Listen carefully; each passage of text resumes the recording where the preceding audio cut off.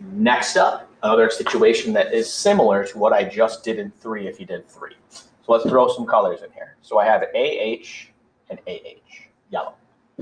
I have GN and GN, green.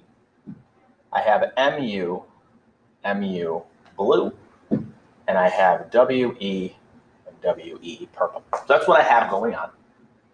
So what's happening here? It says yellow and green are equal. It says blue is half of yellow, purple's half of green. So that means that blue and purple have to be the same.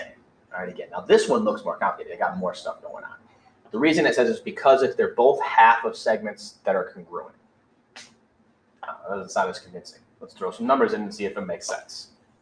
Pick a random number for yellow, 10.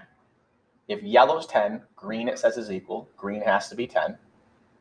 If yellow's 10 there, it has to be 10 there. If green is 10 there, it also has to be 10 there. They can't change from one line to the next. If it's the yellow segment, it's got to stay 10.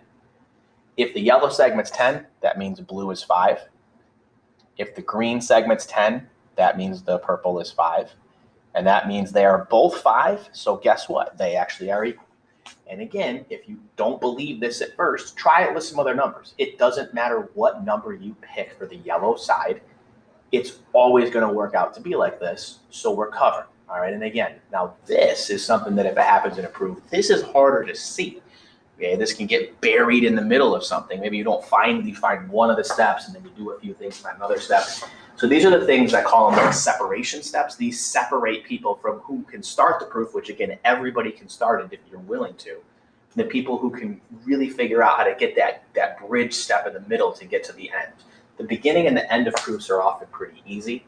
There's usually one step in the middle that separates people that can finish it from people that can't. All right, and that's what we'll focus on when we start talking about proofs.